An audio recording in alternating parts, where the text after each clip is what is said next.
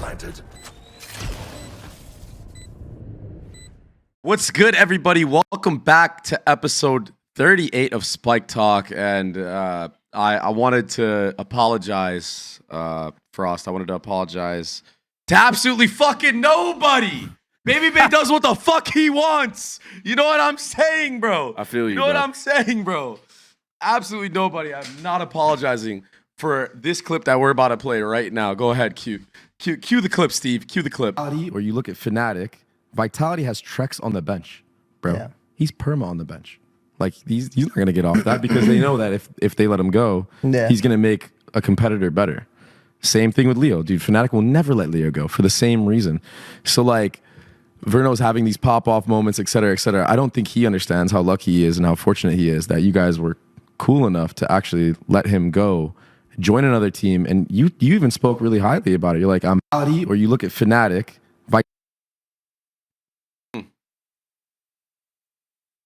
Damn. What do you think about that, Frost? What do you think about that guy on the screen right there? Went a little viral over the weekend. Well, first off, I think that shit is hilarious, the Conor McGregor that you just pulled off. Second, I'll just say this. I don't understand why what you said was controversial. Dude. Is it right? It was the truth. I think it's because Leo is Jesus. I Yes, think he's 'cause the next, no, he's no, the no, next no. coming of It's- Jesus. Bro. So, because this is my problem with people in general, and I'll just say internet culture and me have never gotten along for this reason. So, he has long COVID. He's sick. His situation is different yes, than it is Verno's. different. Yes. It is different. It is different. But I will admit, even bad if choice of words from me. yeah, but it's fine. Even if your example wasn't, let's say, a good one, it doesn't warrant the reaction regardless. Because the point you're trying to make is not, it has nothing to do with Leo. Dude, I It's said his basically the name. That's all I did. Right. So it's so crazy to me. And I thought it was funny that Pujan's response, like, his response is basically talking about people running with narratives, like, and that's exactly what happened. I just find that shit to be too funny, bro. Straight up. It was insane. That shit is dude. too funny. Bro. And I'm not gonna act like I wasn't reading some of these comments, bro. They're like going after my neck like I murdered somebody, brother. Like it was crazy work. Right. What was being said in some of these comments, and I'm just sitting here like, but you would never say this to my face, though. You know what I mean? Because we would have a normal conversation. For sure. I mean, I had people coming into my chat and whatnot, and being like, "Hey, like, what about this take?" I was like, "All right, well, let's have a conversation about it then." Yeah. Because this is the point that I was trying to get across. But for some reason, just because I brought up Leo's name, it just got completely pivoted to the point. And it's like, beyond dude, sensitive. Listen. It's sensitive. crazy work. Listen, just to clarify, okay, probably bad choice of words. Maybe I should have gone more in depth. This was like a heat of the moment thing. There was questions being asked. Was this a part of the script? No, this was just a tangent that I wanted to be had because, listen, I was a player that was in contract jail, bro. I've experienced this feeling, dude. It was not fun. And I'm sorry to burst people's bubble, but this is a fucking corporate world, bro. Esports is not a fantasy. It's still a business at the end of the day, bro. And it's in the organization's best interest to bench players that could potentially make a rival opponent better. And that's just the reality of the situation. And people are like, "Oh, well, why did they let Durka go then?" Blah, blah, blah, blah, blah. It's like that's a completely different situation. Yeah, that's actually completely different. Was I put my GM hat on? What was it? 2 weeks ago, 3 weeks ago, and I told you that's what I would have done with Verno in the first place, brother. No I would have convinced him, and I told you I'd go to his parents and be like, "Listen, I understand this looks like it sucks, but you're the future of the program. But right now, the situation is just untenable." Yeah. I said I would do it, right? It's just it's so all you're trying to do is show that NRG as an organization has certain principles that they abide by, and just in general, everybody handled this as best they could, and that meant giving him a chance to secure a spot in season 1. Let me ask you a question, Frost. What happens to Verno if MIBR doesn't pick him up? Well, it depends on what the long-term perspective on NRG is. But let's say they ended up dumping him at the end of the year. right? No, He'll no. probably- Like in this specific scenario, what team would have picked Verno up in tier 1? I know you were saying you would have really gone after him, of course. But I'm saying, but still in low-key NA, butthurt. where it very limited roster spots, who would have picked him up? Tell me, who would have picked him up? No. Nobody could have picked him up. Right? He only had that one team, and if that team had gone further in trials, they might have selected someone else, started the contract process, and he might have been burned if they waited, let's say, another week or two to make the decision. Or what if Nazar was actually popping off like the GOAT and they didn't need to have to replace him? No, right, fair. This situation never comes up, and I have to say, I think people get triggered when there's certain keywords that I put in the mix, and it's okay, it's fair. Like I think lucky. I think the fact that I said he's lucky. But he is lucky. I think. But okay, listen. But he is. Listen to everybody out there. In what world is any other NA player going to get dropped from their team, get picked up by an all-Brazilian roster with Aspas on it? What are we talking about? How sick is that? Like, that is... Yeah. Listen, I'm not disparaging Verno's work ethic and his mechanical skills and his capabilities. I don't want to say that part is lucky. You still have to be good enough for a team to want to pick you up like that. But for the stars to align like that and for you to be the only English speak, well, he's not the only English speaker, but to be the only NA player on an all-Brazilian roster with Aspas on it is fucking insane, bro. Like, what timeline are we in? It's crazy. It's very fortunate for him that, like you said, the stars aligned. It's okay to be lucky. Dude, I don't understand why. Most of my life, I've been unlucky. No one is coming to my defense, so I don't understand. Like, it's just insane. When did so being lucky turn into like having such a bad connotation? It's like disrespectful, I guess. It's crazy, but it's not, because like, listen, with anybody that's successful, there's obviously all the hard work that's put in, and then timing, right? What is timing? Timing is luck, bro. Right place, right time. I mean, but if you don't put in the hours, you're not going to get that opportunity in the first place. So, hey, listen, people, you can roast me all you want. Maybe the Leo analogy wasn't the best because of his situation of being benched, and it's not like we don't know that. But what you said but what you said specifically was, even FNATIC knows they drop Leo, they might get burned. Yes, right? Exactly, and they know that. And the truth is, 100%. Just listen to the way they speak about Leo, bro. I'm not going to get into specifics. I'll just say some of these guys are I'm talking like the FNATIC guys are fanatics about Leo. Because I remember in an after party in Seoul, I'm having an argument about who's the best flex player in the world, and people are bringing up Leo. I'm like, you know what a flex player is, right? But because he can play every agent, even if he doesn't play every agent, we were literally in a 1-hour discussion about this, and I'm just sitting there like, guys, they are true believers of Leo. Obviously, we are too. Because remember, I had him as the best player of the year before he got long COVID, right? Everybody knows Leo's greatness. Yeah, I'm just saying that, like, all you said was even FNATIC knows that they got rid of Leo, or they would be hesitant to get rid of Leo because it burned him. Now, FNATIC situation is just a little bit different because, I mean, it's obvious why it's different, but I'm also saying that FNATIC handled it very well too, because for a player to be injured or hurt or sick, and for them to have stuck by his side this long is so commendable. Forget the skill aspect of it. Let's just talk about the human aspect of this. It's same thing with Sen was sick as well, honestly. Yes, for as long as they, So I think it's okay to acknowledge that players are fortunate that they got with certain orgs that handle things X way. And it's okay to acknowledge that, things worked out so well for him in the interim that he should also be thankful that his org released him early enough, because ban situation, ban had trials, but because we decided too late, we kind of burned him on one. Yeah, there you go. Right? So this is just a real example of just something that just happened. And for Gov to get on another team so quickly, that was so fortunate, actually. Right? But that's not, Gov was lucky, but Gov will tell you he's lucky also. That shit just went the way that it went because I didn't know right away. And I already told you that had I found out 2 days earlier, I would have been on the phone with Verno like, yo, let's go. Let's do this here. And that's a top 4 team in their region. So I'm blown away by the lunacy of it all. But I mean, unlucky, bro. And you know what? Like, everybody thinks that I'm like Mr. NRG just because I do their podcast. Guys, I am literally signed to NRG as a podcast host. I don't actually have a bias towards any team. Honestly, I'm going to keep it a buck with you guys. I actually do have a bias. I like seeing underdogs win. So whoever the fuck the underdog is, that actually might be where I'm leaning towards. Most of us do. I love that. I love that Most shit. of us, yeah. I love that shit. I love the underdog story. And on a personal level, most of those guys talk shit about me my entire career here. So I'm not even.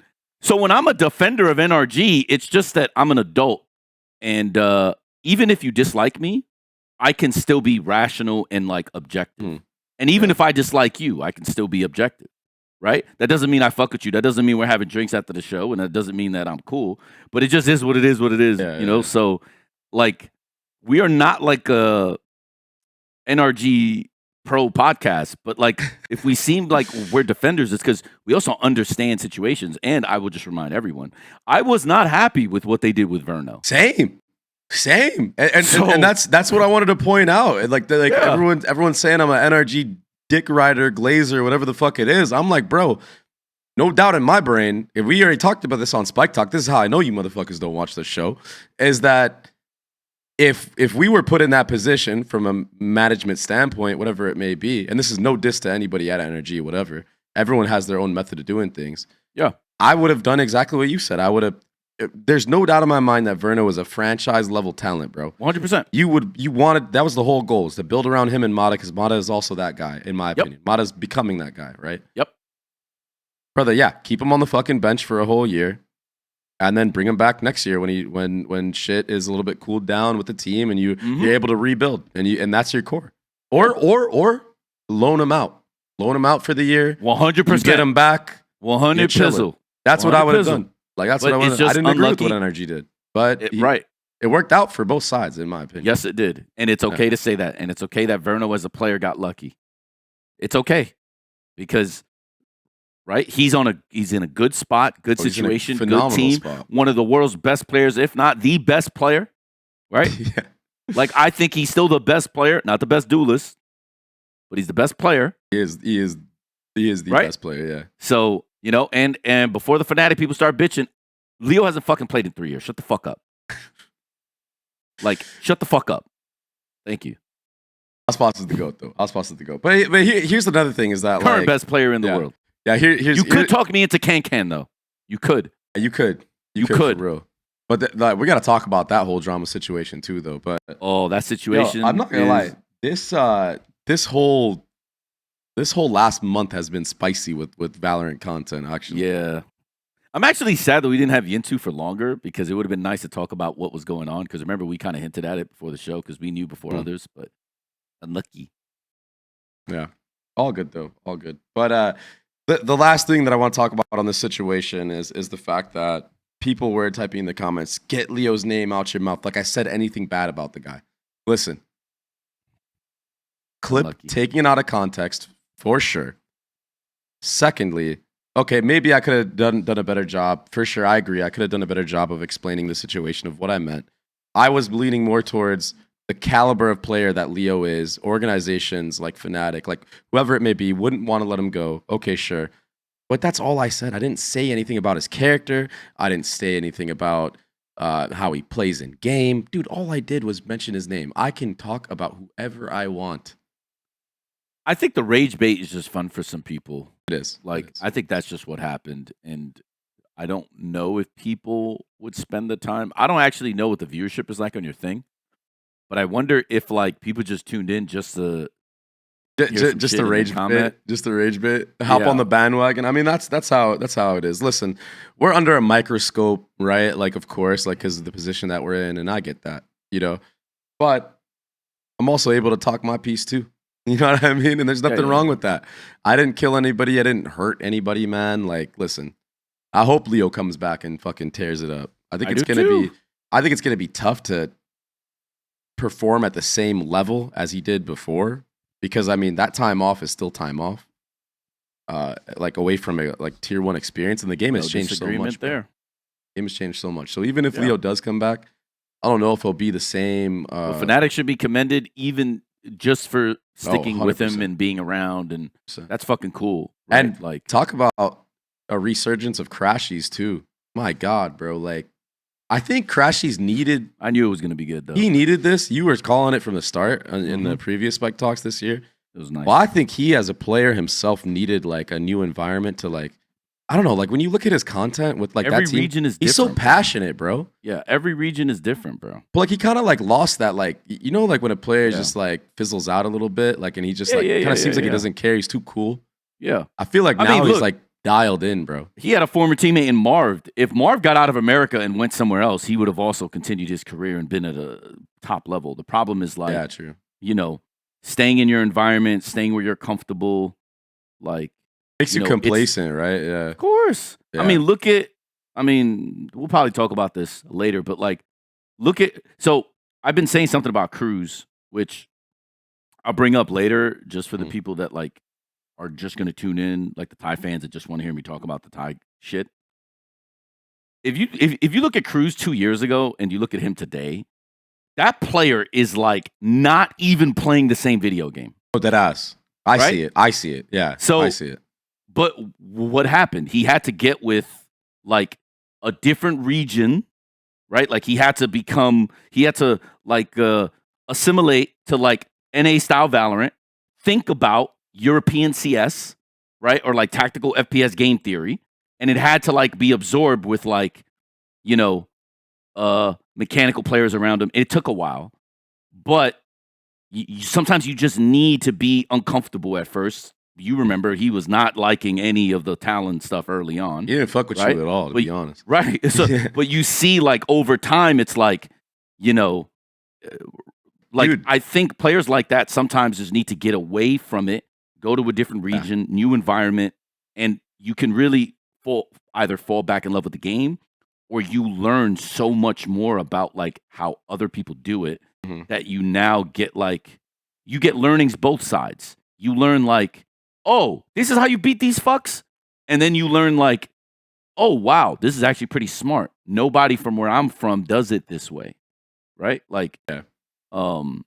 And I think it is very helpful. Obviously, if I had a choice, I would have never have left North America. But I did learn a ton coming to Pacific about the teams here, how they operate, the differences. I'm just talking about Valorant. Forget all the Yeah. Even like interpersonal- like creativity as well. I feel like APAC is way more creative. In terms of, way more open. Bro, Yeah. these guys are so much more open to like the game, the video game. Right? They're not stuck in this CS bias or this this thinking of like, you know what I'm saying? Like, so it's just very interesting. So I think for crashies, I'm not surprised. Also, he gets to be around what is considered the best. Like, I don't think I've ever, and this is no disrespect to John, I'm just going to be honest. I've never considered him the best IGL in Valorant. I've considered him one of the best IGL in Valorant. John, right? Yeah. Yeah. I certainly have, throughout the last few years, put Boaster at probably the top of that list. Early on, right, I questioned whether or not your IGL can have bad mechanics. So I have no problem openly saying at first I wasn't a Boaster believer. That's okay. Unlucky, right? Because I had one, remember on 100 Thieves, I had a non-mechanical IGL. And you started seeing that all the mechanical IGLs had a really big advantage. They still Right? do, to be fair. Fair, right? I mean, you look at what sayf is doing, and you know, Yeah, Valen. Valen's Valen especially. Valen's probably the best example. Talon is the best example, Yeah. actually. Young kid too. It's just Yeah. killing everybody, killing the game. Yeah. So, I never wavered on the fact that I thought that having a good IGL is important.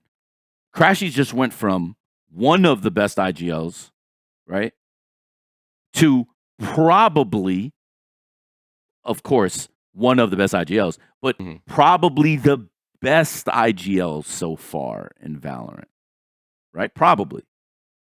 Right? I mean, you can make arguments and cases for other people, and this is So not like the time to do that. Sodhawk maybe is up there as well. Right. And you Yeah. already know where I was going. I was already Yeah. thinking about, but regardless, you're still splitting hairs when the comparisons come out. But like, so for him, it's good that he didn't go from like, you know, FNS to like, insert he's gonna IGL or something.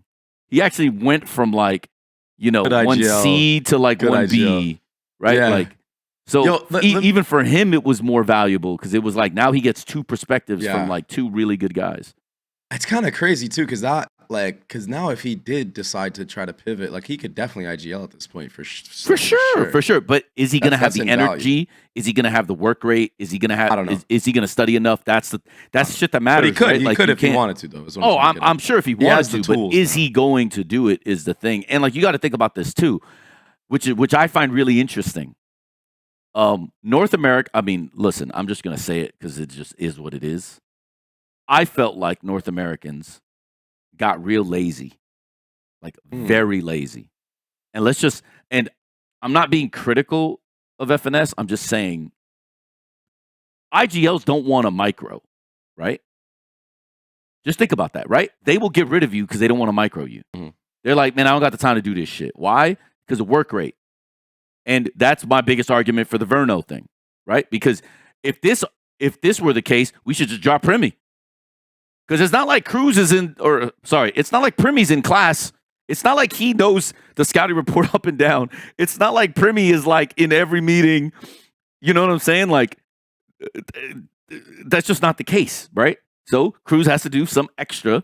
I mean, he doesn't have to micro too much on Primi because Primi's game plans are normally easier. But the point I'm trying to, because like the guy that has a really hard job right now is Killua, right? Yeah. But the point I'm trying to make is like, Boaster is the epitome of microing 5 people or 4 people technically. Like, so he went from IGL that gives you freedom and just demands a certain level of like, macro, micro, like game IQ and all that stuff from Pujan.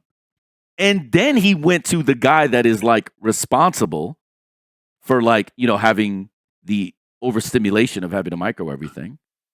And instead of like being a fish out of water, he fits in because he's like, oh, wait, so you mean to tell me, wait, you actually need my help? Oh, that's easy. I could just do what Pujan expected of me anyway, and I could just do it on this side, and I make your game easier. And now you see Boaster fragging. I don't know if there's a direct correlation because I'm not in the meetings. I was about to ask you that. I was literally going to ask you that question. I was going to ask you, do you think that Boaster is able to have better? We should ask him too whenever he gets back on if he's able to frag harder because Crashies might be doing some of that mid rounding now. 100%, right? Yeah. That's what I think. It probably is. I'm just assuming, that's the assumption, right? Yes, and I'm assuming this because even with Cruz, some of his better games, you see him frag. Yeah. Someone else is taking lead, Mm-hmm. right? Or like just this last week, like the T1 game, which we'll talk about later. Killua balled out of control. He was so good in the mid round and like sort of like positionally. I gave Cruz a responsibility, and he focused on the responsibility, and that meant Killua had to help other players, and he did that. And you can see sort of like how things work when that happens, which doesn't always happen. So I'm assuming that Boaster's ability to pop the fuck off obviously has probably a lot to do with the fact that he took his offseason seriously, maybe, right? I'm not trying to take away from anybody's personal shit that they do. He also probably has, or sorry, not probably, but I know he has an aim coach, right? So he's probably kept up with the mechanical intensity when it comes to his training too. Yeah. All of this helps. But my belief is that because of the situation that crashies came from, he slotted him perfectly because now he just is like, oh, wait, I just got to worry about this? Oh, bro, we good, bro. And I think it's now allowing Boaster to focus more on his crosshair and not like the micro of X, Y, or Z player. Yeah. But I don't know for sure. So yeah, I was assuming the same thing. Like I was assuming that as well, and I just feel like you can tell with like I was saying with the content, you can tell that Crashies is just a lot more energetic. He's a lot more vocal. And I remember doing trials with this guy. He was a robot, bro. I'm just gonna keep it a buck. This guy was a robot. He had, bro, all those guys were very stone cold. I don't know if it was just because it was trials. Maybe they didn't give a fuck. I mean, that probably was the case. Yeah, for sure, like a little bit. But I think probably he's just like different. It's a different energy. Yeah, they probably just burnt out. And FNATIC is probably getting like. This is also things that happen with people. This isn't like a Valorant lesson. This is like a life lesson. Crashies and the others probably just got on each other's nerves, or like it hit a point where, like, I mean, obviously they had to get, shit happened, right? Yeah. So people's perspective of Austin from his previous team probably marred by eventually sometimes things run its course. Yeah. But then you get with somebody else, like a girl or a guy or whatever your thing is. And then the next one is like, you're fucking awesome. Why would this person let you go? It's like, most people don't. The history happens. There are things that get to a certain point, and if it's not either situations that are handled correctly or like you can't like overcome some of these obstacles, it weighs on you. So Crashies, in your experience, you probably just got bro, I'm so fucking sick of this bullshit, bro. I'm sick of losing. I'm sick of this nonsense. Like, I'm trying to win. You probably got that version. When he goes to FNATIC, he's humbled. He's hungry, right? Like. Mm-hmm. Totally new environment, so he's not bringing that fucking weight to practice every day. It's a whole new thing. So I think that in most cases, I would say that somebody like Crashies coming to a team like a team similar to FNATIC, where you have like good veterans, mm-hmm. I think they will be happier in that scenario than, let's say, imagine he goes to China or he goes to like us. Yeah. Let's say instead of governor in some world, I had him. He's with rookies.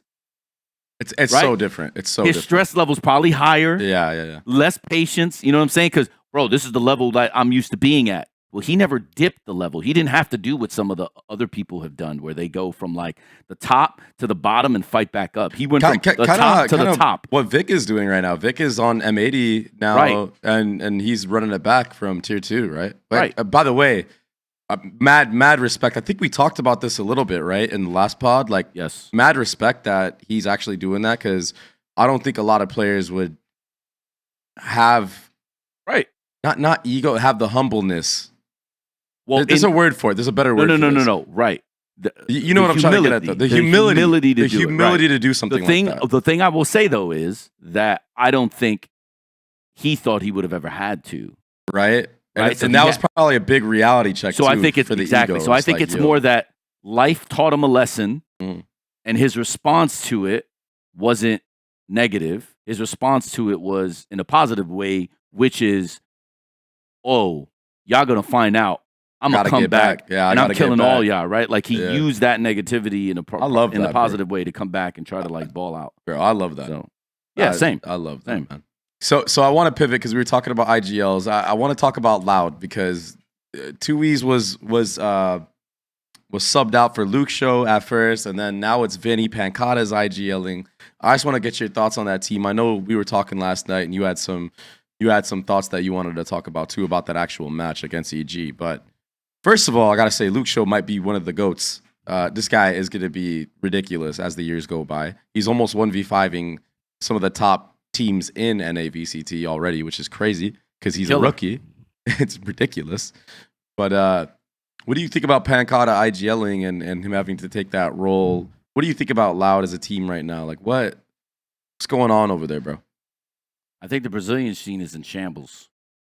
I will say, though, that I think Loud's roster is much better than their record. So I think bringing 2E's back is a good thing, which makes you wonder why the fuck they got rid of him in the first, or like what the fuck happened. But I'm unfamiliar with the situation, so I don't know. Right. I don't even know. I think Pancata is a world champion, so I'm going to obviously expect him to be able to do the job here. He's also balling, bro, and they're losing. Like, he's he had the kill record in NA. Yeah. So I like the move. I think Luxo's incredible. I think this team is gonna eventually figure it out. Whether or not it's too late for champs, unlucky, I think is the question. But you know who would make this team fucking qualify for every event? Maybe even maybe champs, or definitely champs. Maybe not every event, but definitely champs. Hear me out, bro. Tell me. Sounds crazy. Sodhawk, bro. If they had fucking Sodhawk IGLing this team, well, brother. Oh my God, bro. Yeah. With the way that Pancata is, and Luke Show, the way that dude, I might be crazy, but Lucio might be better than Les, dog. I'm just saying, dude. Like, I'm not. This guy might be better arguing. than Les, bro. Like, I'm not even fucking kidding. I'm not going to argue that. I'll just say that. I mean, that's the problem with keeping a team together. Is like the Sentinels roster should have never broken up. That roster should have stayed the same. But then money got in the way. Sentinels offered more money. Like, it's just the economics. Oh, talking about the old Loud roster. Yeah, like we're about to get into like the business side of things. We're gonna burst bubbles, bro. We're gonna burst bubbles again, bro. Yeah. I'm not even gonna. I'm just gonna say like yes, they should have. Can you imagine, bro? But Brazilians are finding more success, or not more success. Yeah, I mean, no, not more success. That's not the right way to phrase it. They're just finding homes and making more money, and it's sort of like this weird dynamic that exists. But yeah, man, like he would probably thrive in a situation with a lot of talent like this, with the experience he's garnered from like building a world championship roster. But I mean, you know, it is what it is. He's struggling there in EMEA. I don't want to say struggling, but they're not doing the best, KC. So I'm sure he's, you know, missing home. Maybe, bro. Maybe. I mean, he does have that big ass fan base though, which is like that could be really fucking cool for a player. I will be honest. Like they have his back. Fan bases don't matter when you're getting your ass beat, bro. I mean, does not feel any better. That is true. Big but if fan you're base, winning, small bank, or a small fan base, big bank, small bank, that shit hurts. Big bank, take little bank. Yeah, yeah. But so you specifically were talking about like a timeout that was taken in that EG match, and I want you to dive into that a little bit. Oh, yeah. So the TLDR is like people got mad at the fact that like they take a timeout and it seems like you give a timeout to the other team. Mm-hmm. And what I thought was really funny about that is like I remember me and Steve, I'm so sad we never put out the timeout video because I could have just referenced it here, which would have gave it extra life and viewership. We played part of it on an episode here. It's been a while. Yeah. But like we do have to release it sometime. We should probably do it this year because I got even more fucking timeouts. I was just thinking about watching the Talon vlogs, how much footage I have of you just doing shit, and should just release like the Frost archive of you just yapping with players and shit because we've got so much content from practices and stuff. Right. So what I'll say is like, at the LCQ that me and you were at, right? I forget who we beat, but we made it to winners finals. Yeah, I think it was XSET. No, it was XSET. Sorry. There's a timeout that I have. If Steve wants to play that cut of it in the video, Steve, insert it here for people to listen to. But if not, it's okay because one day you guys will all see it. But let me still explain it from my scenario. If you go back, there was an LCQ. We played XSET on Ascent. It's 12-11, right? I call a timeout when we're up 12-11. And everyone is going crazy, right? No, not everyone's going crazy. Nitro's confused. He's like, why are you calling a timeout? And I'm like, whoa, what do you mean, why am I calling a timeout? Because, one, at that time, right, circumstances matter. At that time, I don't know if you know this, we only had one time, like, we didn't have a timeout for overtime. If you use your timeouts on the halves, there was no OT. There was no OT timeout. Yeah, I remember. So, also, This is the dynamic that me and Nitro argued about then. Now, we handled it afterwards. Everything was cool. But do you remember at one point Aaron was considered the best SFG player in the world? Yeah. Right? Spectre, right? You remember that team Spectre, was so good at Spectre stinger buys and just killing rounds? Yep. So what I called a timeout for was to Nitro made a call, and I disagreed with the call. So I called a timeout, and I basically was like, yo, don't forget, we have like XSET rules. These guys are the best at SMGs. What they're going to do is going to be fast and aggressive. Don't do shit for like 30 seconds. Mm-hmm. Don't do shit, basically, right? See what's going to happen. They have to act fast if they have those guns, or they're going to play close in the corners. I don't know what they're going to do, but I just wanted to make sure we don't get fucking thriftied because we have guns and they don't. Yeah. Let me just tell you, Nitro and Ethan were fucking pissed. We win the ground, though, by the way. We win the game. Nitro afterwards is like, why the fuck did you give them a timeout? I'm like, Nick, this team thrives off low buys. They're just as good with low buys as they are with guns anyway. I'm calling a timeout to make sure we don't fuck this up. And then, by the way, another reason he was pissed, because his next comment is, and then why the fuck did you act like we were going to lose? Because I gave him a call. It's like, yo, if we go to OT, I want you to run this first. Right? So, Asuna was also like in shock, like, what is going on? Right? And the point I was trying to make with that timeout when I referenced it to you was, I think people don't understand, like, there's a CS level of thinking of like, don't give people timeouts. Same as Nitro got mad at me. But this fucking game has ultimates. Yeah. They have counters, and some of the lower buy weapons have both specific strategies, and they're fucking broken. Right? So I just happen to be in a situation where that team is on a half buy, low buy to end the game because they forced around before, because they really fucked up their money that half, I remember. But I'm like, yo, Nitro, don't fucking run. Bro, I think you wanted to do a fast A-pop. I'm like, don't. Because if you run into them, you might be in their wheelhouse, right? Because you're not playing to your ranges. You're cooked. Right? Cooked. Just think about it. If I have 3 stingers, and let's say we do an A fight, and we're going A, and you have like 4 vandals, if you're fighting an A main, that is like actually in the stingers like wheelhouse, right? Yep. You want to do what? Have more like a mid default to, take to take power from the long angles, right? But like when you look at it, people were like, why the fuck did you call that timeout? We're about to win the game. And then why the fuck did you act like we were going to lose by giving me a fucking OT call? It's like, well, bitch, because I don't have a fucking OT timeout, motherfucker. And then also, I need to make sure y'all remember not to fucking run at these guys when these guys have stingers, because they're fucking godlike with this gun. And like, bro, this was a legit argument. And we had just qualified for winners. Now, after the argument, obviously, me and Nitro were cool as fuck. Like me and Nick will argue. But once it's figured out, it is what it is. Like we never bring it up again, right? Yeah. But to me, the shit loud we're getting for that timeout gave me those vibes. Like, sure, maybe even their players thought, yo, why the fuck are you giving them a timeout? But in reality, though, most people don't understand that, like, most coaches don't want to just call timeouts. Like, I'd rather my guys just know what the fuck to do and, like, just win the game. Yeah, it's never that like, easy, bro. I don't want to be part of the show. But I am certainly not trying to lose. So even if I'm giving you a timeout, guess what I get to do? I get to make a call based on what I'm seeing also. Yeah. Right. Now, obviously, there is some differences in the way people approach this shit, because Nitro was not fucking happy. Ethan was not fucking happy. And Asuna was just confused. Right? Because he laughed. He's like, ha ha, we called a timeout. I remember this, by the way. That's literally what he did. Right? And it's just, there's just a misunderstanding, I think, of sort of time, place, and game situation.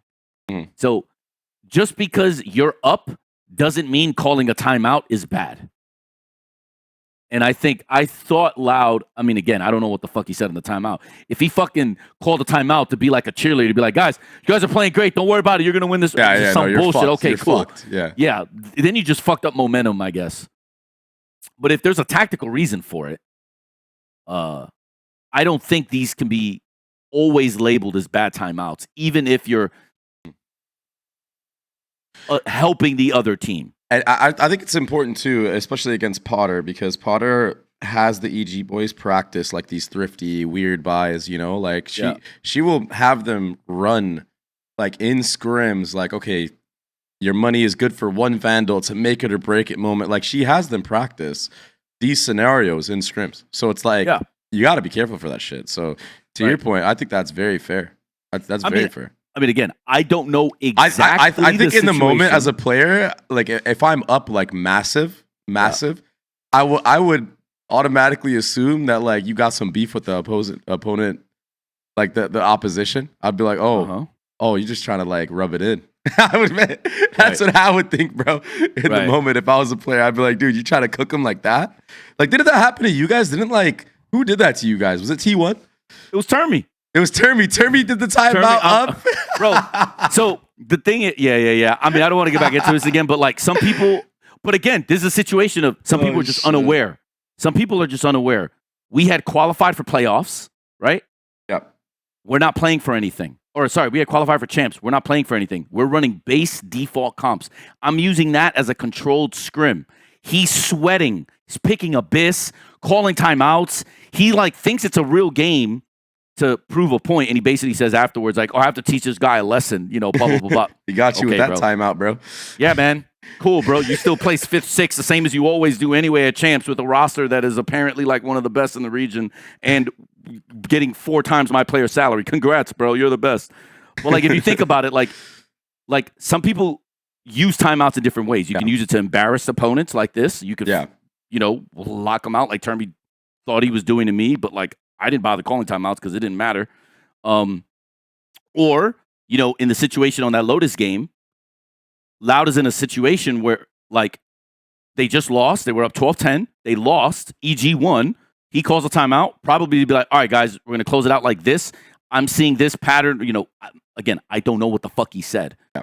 But I gave everyone an example of like me and Nitro fought about this on LAN. Yeah. After LAN. At a tournament you were in. And that was the situation. I found the video if you want to watch it. Yeah, play it. Yeah. Okay, so timeout number 3. This could be considered a bad timeout. To me, I would say this is a gray area timeout. It's fine to call a timeout, I think, when you, the coach, feel like either the communication on the team or something seems a little bit off, or you want to like specifically make a call on a round, or if you want to inform your in-game leader of something that he may not be paying attention to because you're listening to the comms and you notice they haven't really been talking about this stuff. Sometimes you have a feel for things because you're looking at things from the bird's eye, and they don't, right? Because they're in the game and they're so hyper-focused on the things that they're doing or the things that they're seeing. But sometimes they could be overlooking some other minutia because they can't see the other 4 POVs like you can. However, I feel like probably the first thing you need to think about is whether or not you're going to disrupt the flow of your IGL. So I correctly figured out not to do that in Berlin with Josh, in an important round, LAN match. In this one, I incorrectly sort of gauged Nick on this. What? Good. Not even related. Oh, right? okay. Not sweating. Okay, low on money, and I want to make sure that we organize the next couple of rounds. No matter the chaos. Just in case. Just in case. Just focus. Fuck, this is a bad time I call. Here, it's fine. Listen to this real quick. Are we going to use Sovold on ults or no? I think we should use it on the ult. I think we do. So that we don't force ourselves to fight. This is a completely different strat then. Then let me call something else. Wait, no, it's the same thing. It's the same thing, but you just... No, I don't want to go cat now. Okay. We're doing this. I want to just chill. We're going to drone out A main lane. We're going to put some mid pressure there. We're going to group out A main. Spencer just sit in the back. Dart, whatever. You dart go out A main together. You save your ult for the thing. We just post plant. It'd be very simple. Now, the truth was, Nick was relatively new to calling for us, not obviously calling it throughout his career, but for us. So we didn't really have that chemistry and cohesion. And because of that, I call a timeout in a situation where I wanted us to know, okay, we're on championship round, match point. We have a bunch of rounds here to give if we need to. So we need to assess this round, more importantly, whether or not we're going to figure out if we're going to call a French timeout. French timeout, for most people that don't know, is basically on your hard eco. You basically sit and spawn, and you'll absorb all the pressure and lose all the map control, so you can spend that round communicating. It's almost a free timeout about what you want to do in the subsequent gun round, or to close the game out, right? So I kind of wanted to like make Nitro know, hey, listen, I don't want us basically running it down, because if you watch this match, we were really, really aggressive, which wasn't really our game plan coming into this. So I felt like I didn't want us, especially since Aaron is so good with the Spectre, I didn't want us to kind of like fall into traps, which kind of hurt us at times. Nitro immediately called that down and basically was like, he didn't like the timeout. He didn't think it was a good time and place. I think another important thing to note here is, even though they were disrupted and somewhat affected, or even some of the players didn't agree with it as well. You notice how they took advantage of the timeout and started really communicating their thoughts and conveying like game situations to each other about like what we should do if X happens. And I feel like even though they may not have liked it, I think they took advantage of it regardless. That team had some really good comms. I'm gonna say that right now. Shit. Yeah. Well, but the thing was, I hated the call. He wanted to do an A-pop, which you saw, and then we have the benefit in the replay later of seeing, you see 3 people on A? Yeah. You see Aaron Cat, 2 people ready for a main fight. And I'm like, no. Bro, I remember what he called. He called a Gen G Cat split. So during the Gen G Cat split, I'm like, huh? So, but then everyone's arguing. I got people going, what the fuck you calling timeout for? What is this? So then like, I'm not even conveying to him like, dude, I don't want to fight them. But it's just kind of like, that's just, bro, shit. But they ended up switching the plan though and not going cat anymore. They switched the plan and we won the round and we used the Sova ult and yeah, exactly. Yeah. So that was sick. Yeah, but like, bro, I have like so many timeouts. So I was supposed to come out with a timeout video where like I go over what I think are good timeouts, bad timeouts, and like gray area timeouts, which I talk about all of like the timeouts that I think I had under each category. But we never released it because it's one of many iterations of doing content with Hector that has only finally manifested in this podcast. So, dude, it's sick though. It's like, one day we will release that video. But that reminded me of that situation because he was getting a lot of heat from it. Yeah. And I'm like, bro, I got fucking the lick from Nitro afterwards. But then ultimately, like we figured it out. And I think he agreed with me afterwards when I made the argument. But at first, this motherfucker was not happy. He was in the flow state calling probably. Yeah, but brother, the game plan was to like mid 30, like, chop it back control, like insert, pivot, like B split. That's like really what we wanted to do was splits. Yeah. We just kept doing this, bro. And we were winning, but like, bro, we were winning by like one per. Like, yeah. You know what it is when you have clutches on your team? Close rounds. No. I cast games like that all the time because sometimes those score lines will be 13-7, 13-8 wins. It's like, bro, but it could have easily been the other way around if like if these 1v1s or 1v2s didn't go your way. I know, and I try to point that out in cast as well. I'll be like, yo, chat. Like I won't say chat. I'm like going streamer mode, but I'll be like for the viewers out there, like this, like the scoreline doesn't give this game justice because this shit could have gone another way. You know what I mean? Like I try to pay attention to shit like that too. I almost feel weird pivoting now towards talking about sayf because like, we were talking about some like really good Valorant shit, but we got to talk about the sayf scenario. Sure. Yeah, let's go. Because listen, just first of all, this goes as well for the Zelsys R-word situation on the podcast. Yeah. Why are we letting shit like this through? That's what I'm saying, bro. That's the biggest reason I want to talk about it. What the fuck are we doing? Oh, man. Seriously, what the fuck? And look, I think what happens, and bro, he made a post about it, and that post tilted the fuck out of me. So if Faded watches this, if sayf watches this, what the fuck are you doing even posting about it at all? You're just giving that shit legs. First off, what he did, there was nothing wrong with it. Guys, sometimes you get stuck in a quandary like your brain is going faster than your mouth. And it was like verbal vomit. Sometimes you just get stuck and you say the first thing that like pops in and he just used mom instead of insert anything else. Yeah. And then a subject, which obviously you know what the subject was. And shit happens. We're human. Sometimes it's just gonna happen. He's in a high pressure situation. He's probably just trying to find the words to be like, it's like to ease the nerves and like for sure bring morale. He's trying to diffuse the wrong words. The stress, right? Yeah. He just used the wrong word. His players are probably never gonna bring it up. Who gives a fuck? They weren't gonna remember it the next day anyway. It's almost like locker room talk in a way.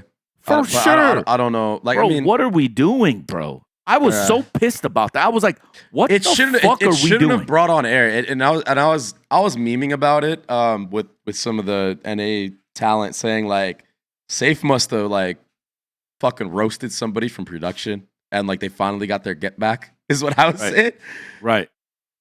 I mean, It's true. It's weird. I don't know how that gets through. I don't know how that gets through. I'm not going to call for anyone's job because that's not my thing. Yeah, that's not it. Yeah.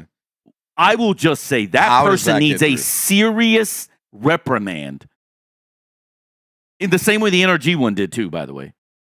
Guys. Oh, you mean Sun? Or, yeah, sorry, the Sentinels the one. R word one, yeah. Guys. Lock the fuck in. Use our better judgment, please. Thank you. Dude, I felt so fucking bad for him. You as a player should like, so and obviously, listen. Obviously, players know that we're being recorded, but you should be able to express yourself the way that you want to your team. That's supposed to be a safe space. I'm going to be honest with you. We're not supposed to have to be able to watch what we say. That goes for swearing. That goes for all this shit. Obviously, there's a line in terms of like if you're being, I would say the line is probably being, a safe space. Yeah, safe space. Steve just typed in our chat. It's supposed to be a safe space. Anyways, obviously, if you're saying racist stuff, homophobic stuff, I feel like there is a line like, why the fuck would you even bring any of that shit up? Sure. Do you know what I'm saying? Sure. But like it's supposed shit like that is not supposed to come out on air. No, man. Like, there's just no way. Like man. I understand if it's. I think if production is gonna play comms, it should be hype moments, and sometimes an F-bomb can slip. What the fuck are you doing? Or like trash talk. You guys are fucking bad, whatever it may be. But I think, dude, there's no reason that should have gone in there, bro. It is fucking an Omega level grief. I would be pissed, bro. If I was safe, I'd be pissed at brother. At whoever I'll tell you this right now. Bro. If this happened at Talon, we are Saquon. What the fuck? Straight up. For people that don't know, Riot Saquon is basically like head referee for our league. I'll just yell at him. Bro? I'll just yell at him. Be like, Hector, I'm not production. I don't give a fuck. Like, me and him are cool, but like, the point I'm trying to make is I would immediately, if I'm Vitality, be up Riot's ass like, what the fuck is this? So that this shit doesn't happen again. Because that is fucked on so many levels. And that's also why I'm pissed off that he didn't get the right counsel about this, because he should have never even brought it up. Because now it has life because he responded to it, right? That wasn't what he did, and what he said didn't even but that's what, by though? any conceivable measure, he should have never even responded to it or even gave it any life, because in reality that should have never found air, and nobody should take what he said there seriously at all. That isn't you can't even look at that and even tell me shit. You could try to psychobabble your way out of this, but you can't even fucking tell me that this is a measure of his character. Anybody that says shit like this you can't, because nobody, unless you've played organized sports or obviously been a professional esports player, you motherfuckers don't know what the stress is like. You don't know all the things going through your mind right before you have to play a round of Valorant, which, by the way, has some of the most permutations of any video game before the round even starts that I've ever experienced.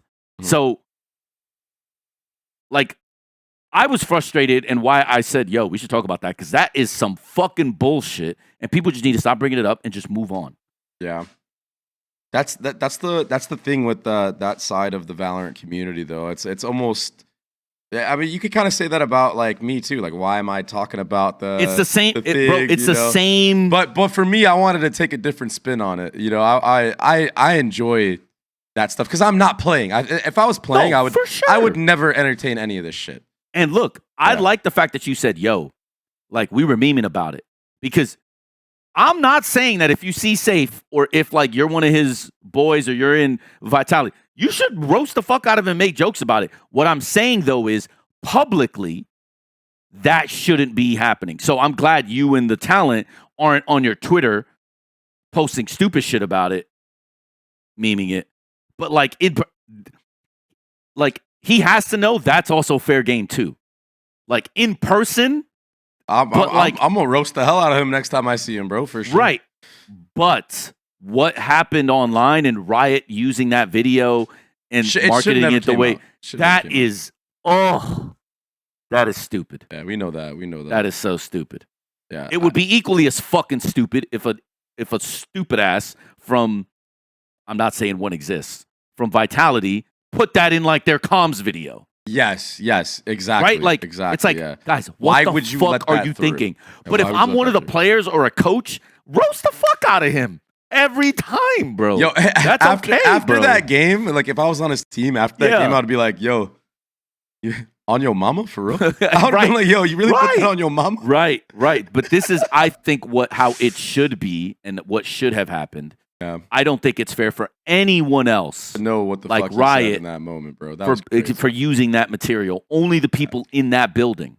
Yeah. And by that building, I mean the actual players and coaches, not fucking some video guy that leaves it in a comms video. Let's say, I mean, again, I'm sure the Vitality staff aren't that stupid. I'm just saying, let's say that happened and got released in that way. I would be just as pissed off because that's a moment that shouldn't be for anyone else other than the people that are in there. I agree. And that's unlucky. Unlucky, bro. Actually unlucky, bro. Actually unlucky. Unlucky. Like, I feel like that's such a, like, oh, that's man. an unlucko bucko moment. Dude, I've never had a moment in my career where something like that has happened, but I feel like it's like defamation almost. It's like, that's like crazy, bro. Right. No, it is. Like, It is. That's why I said it's an Omega felt level malicious, bro. It felt malicious in a way. 100%. Well, I don't know. Here, we're going to drop And that's it, why bro. your meme with the NA talent is funny because when you think about it, that's like either someone is so... Somebody went after him. Listen, I don't know for sure, but I feel like, bro, how else does something like that get through? That's what I'm saying. Tough, unlucky. I mean, he said it though, so you know what?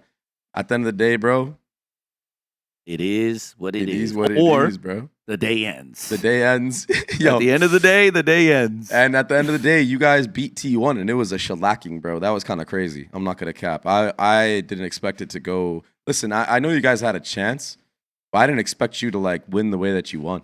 That was kind of insane. You guys just destroyed T1.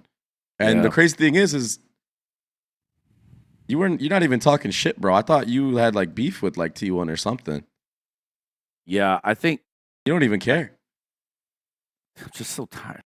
I'm tired of these dweebs, bro. Whatever, man. Like T1, Zeta, who we lost to the week before, which was probably the worst week I've experienced as anyone in esports. Like, I don't give a fuck, man.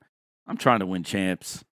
Like, I'm trying to make it to Toronto, go back home, see my family, right?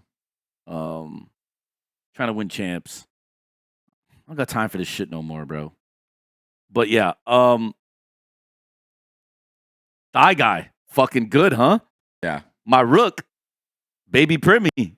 And then, obviously, the star of the show, Mr. Primmy himself, just went off.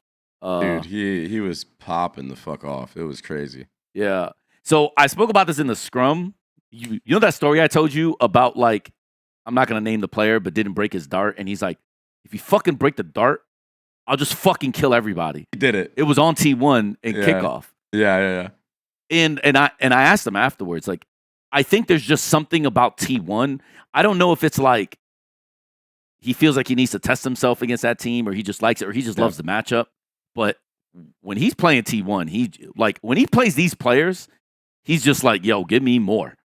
So I think it obviously helps. And then I think crws, I mean, it was a fucking masterclass. Like there's a round crws. It was nice having crws back. I also said this in the scrum because you can feel what happened the last week. So let's backtrack a little bit and let's talk about it. Like, so crws didn't IGL the game against Zeta. No. And we didn't want to talk about the reason why. Obviously, I knew, and we shot a SpikeTalk knowing that. But yeah, it's okay to talk about, right? Like he's announced it. I won't say too much about his personal shit, but yeah, should I say it? Or, he announced it. Yeah. So so he announced it. So crws' dad passed away, and that's just that's sad, man. Like it's the worst, and he found out right after Nungshim. Yeah. I mean, and you literally straight up. I remember you telling me, you're like, I'm giving him an entire week off. He's not going to play the game. He's not going to do anything. Go home, see your family. Like, what the fuck are we supposed to do? Like, it's Yeah, it's tough. Like, I'm not a therapist, obviously, by any means. But, like, so I don't understand grief counseling because I've never really myself, like, I've never dealt with those things. Yeah. Me either. I haven't had I've never had to deal with a loss. that loss or grief. Yeah. And I'm getting older now.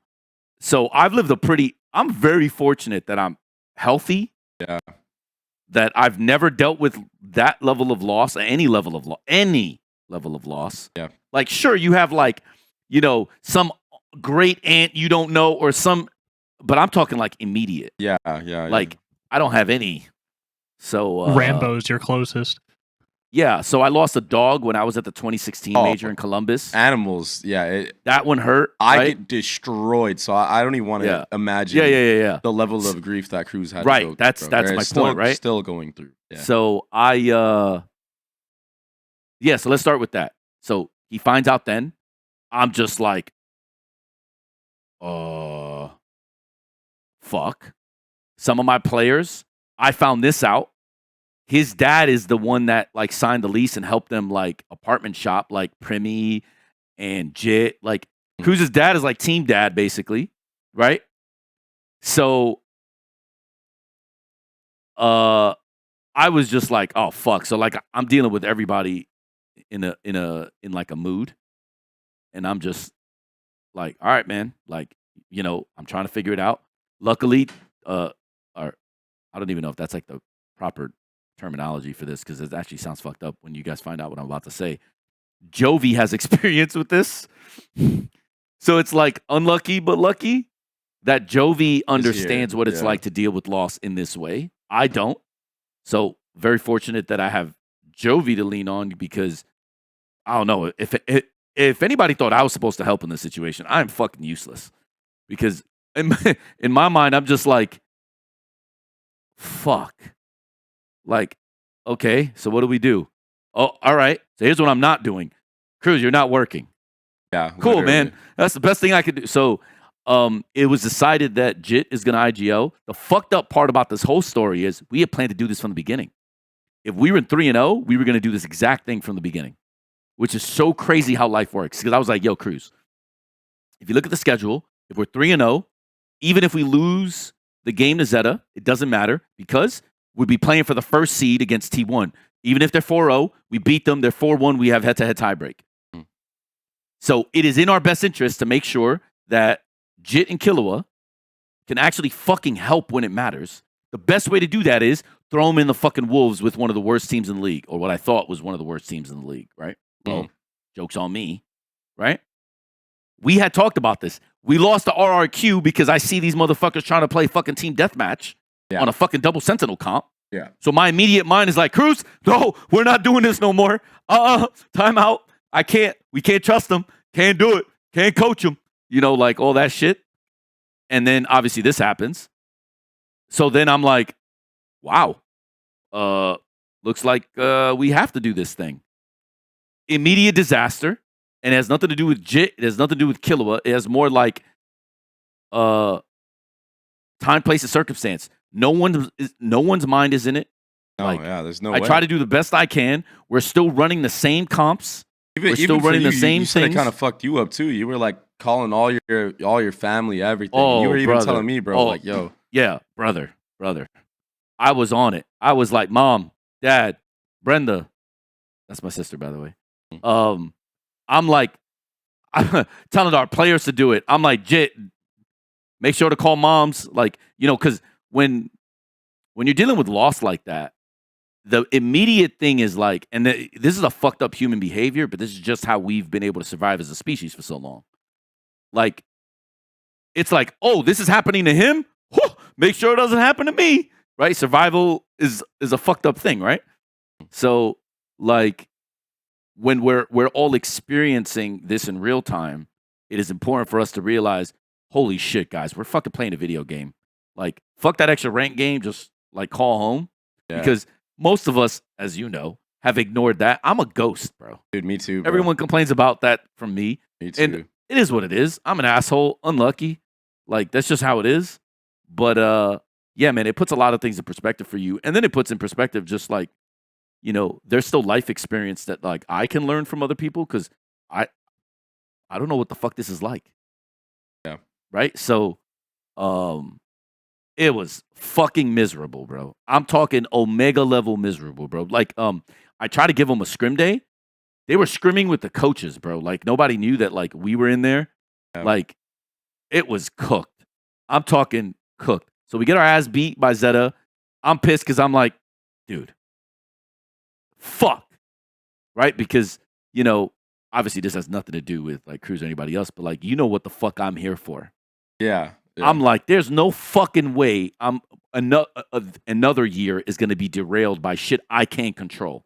So I'm like in my own shit. I just want to add that like I know we're going to jump into like the like performance impact of this more, but and just to give Frost credit, we've had like pre-show conversations about this that are like half hour long about the impact of Cruz's dad and such, and I don't want to get that have that be lost on Hector jump into the performance impact because it's very clear from Hector's perspective and everyone else's how big of an impact he had on everybody on that team, and and that's all come from Hector's perspective and like empathy on the situation. So I just wanted to give you some credit on that front. Right.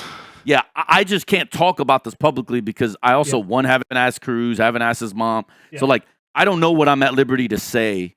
I can give examples that I don't think they'll get mad at, but, like, in general, that's not my business. No, like, and I don't think you find should, out what happened, how it happened, it's so sad, bro. Just wanted to shed the light where it's due on that piece because it has been. I didn't know how much of an impact it had, and just hearing it through your words shows that you do understand, as much as you're not giving yourself credit on the loss front, that you have been a beacon of support to that group. Oh, 100%. I mean, even Cruz in one of the post-game interviews said that you're like the closest thing to a dad. Oh boy, I almost cried there. I don't know if you look at my thing. Yeah. I was like this. You had to grab like a water and everything like that. I was cooked, bro. Well, first off, let's start with like to bring levities, because if not, this is gonna get too fucking tough for anybody. I'm now old enough motherfuckers look at me like their dad? When the fuck did that happen? That's the first. So after all that, I can think of, I can look back and go, Jesus Christ, what the fuck happened? But anyways, second off,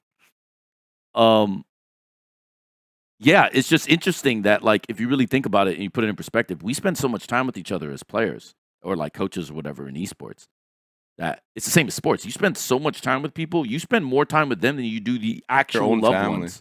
Yeah. Right. So it's interesting hearing that from crws in person with people around. He's saying it publicly for everybody to hear now. Obviously not something we talked about. Like, it's not me going like, hey crws, what's funny though is just men are men and this is how we are.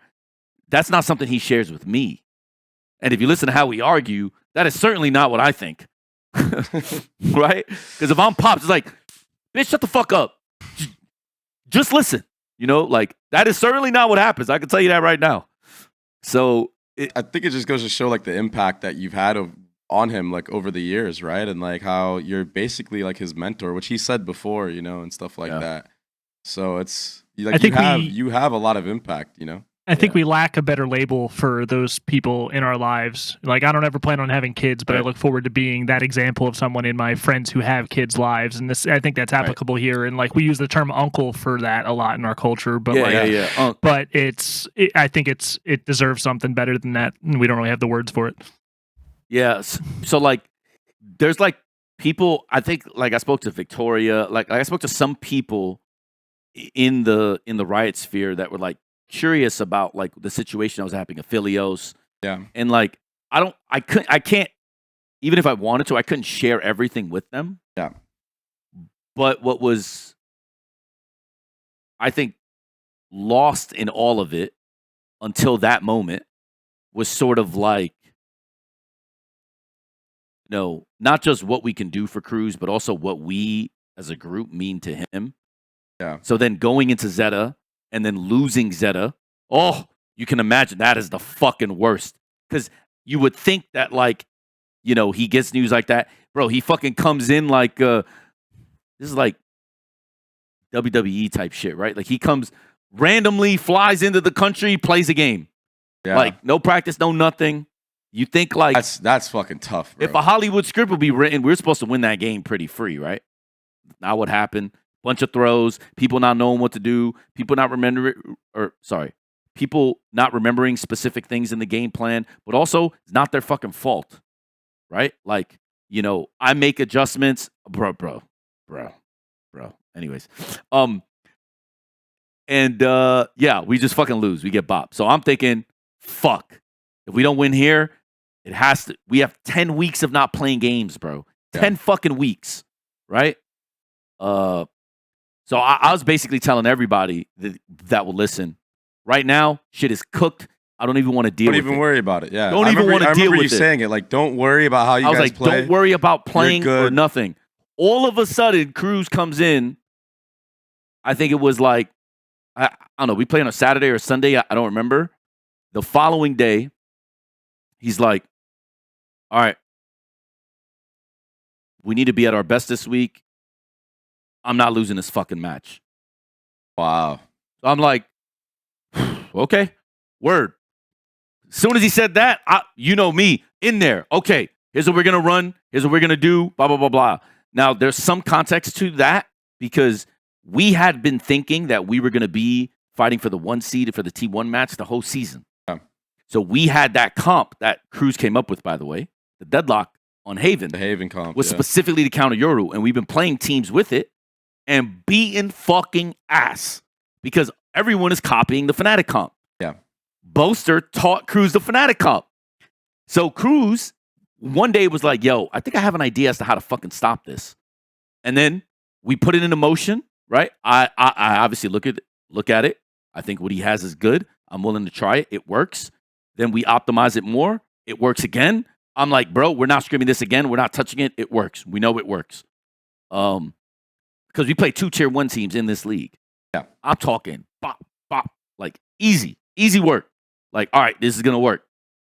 So because we had that in our pocket, I think Cruz, on top of whatever he's doing to deal with it, right? Everyone that I've talked to that has experience with this says that it's best to get lost in something you're passionate about, sort of like soothe the pain and ease the thing. So I'm like, all right, I'm treating this bitch like a work week. So doing the same shit I'm doing with Cruz, like, yo, here are the checks. Here's what we're running. Here's what we're doing. Like, if they do this, do that, like, all this shit, right?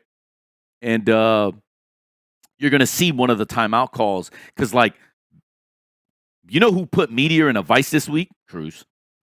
Motherfucker didn't let that guy play the goddamn game because there were certain things that we picked up on and we knew, and he just fucking said, nah, fuck that. I got this shit. And, like, he turned that sort of everything he's been dealing with and just really locked in and focused on this week. But also the part that gets lost is Cruz does this almost every week, right? Like there isn't many weeks where like, he's the reason that we lose. I've called him out when I felt like he kind of should have bailed us out of more problems. He fucked up here by not, know. Like last year mainly, I feel like. Yeah, but I definitely know when like when we lose, it's not his fault, right? Everyone else locked the fuck in. I think losing to... Okay, I don't know this for sure. So this is me projecting and just assuming based on the info I have of the people I know. I think they were all surprised they lost to Zeta. I think, especially Jip Boys, probably felt so fucking guilty about losing to Zeta because he's like, God damn it, Cruz just needed one thing from me. Like, I just need to take over this week. This fucking shit happened. What the fuck? Killua, I was on this boy's ass.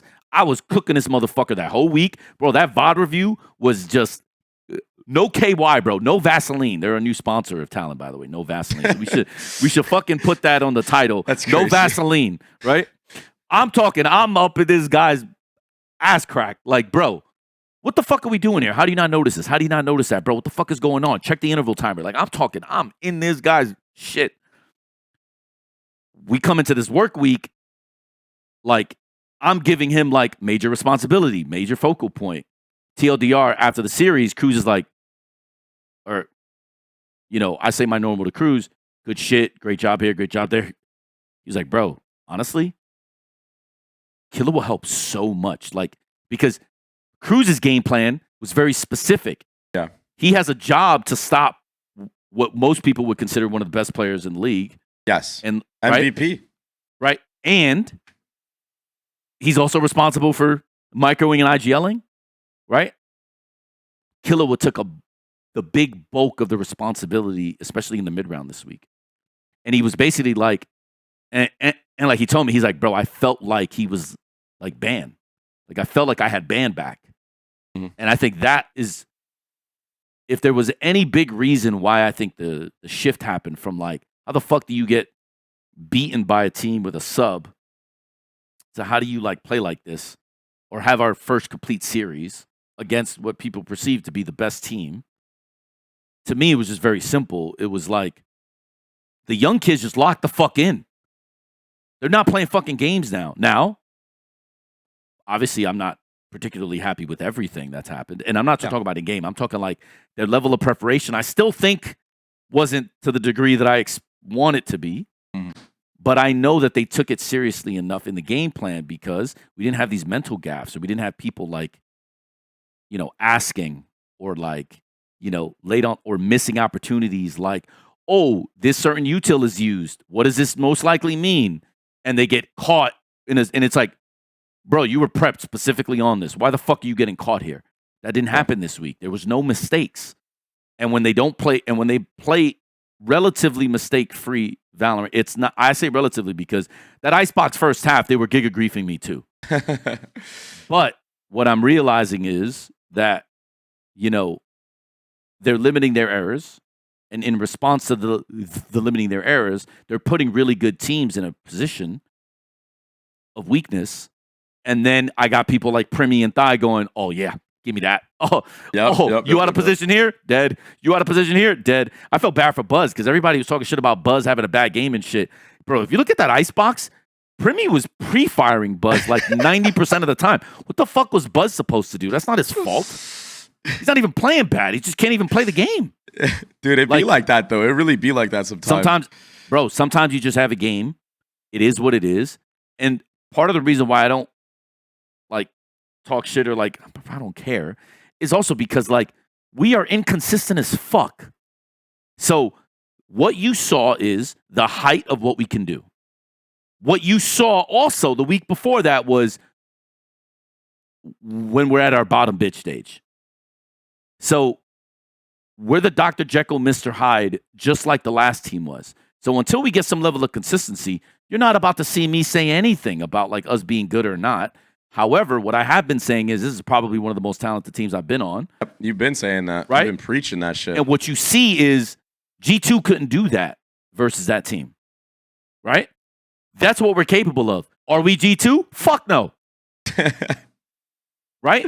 But when we're at our best, can we reach a height that is similar to those teams, or can we go above that? And my instinct has said yes. And I've been telling everybody, yes. What you saw was that.